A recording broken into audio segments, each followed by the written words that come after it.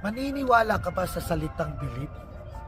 Kung may lie sa gitna, paano mo masasabing may best friend ang isang tao kung may end sa dulo? Paano mo masasabi na may girlfriend at boyfriend kung may end sa dulo? Paano mo masasabi ang salitang lovers kung may over sa dulo? Paano mo masasabing may forever kung may makikita kang letra na over? Kaya buti pa yung family. Wala kang makikitang lie, walang in, walang over. Kaya bago mo unahin ang ibang tao, mahalin mo muna ang pamilya mo. Dahil ang pamilya mo ang masasandalan mo pag may problema ka sa buhay. Dahil ang barkada kasama mo lang yan sila pag may pakinabang ka at may pera.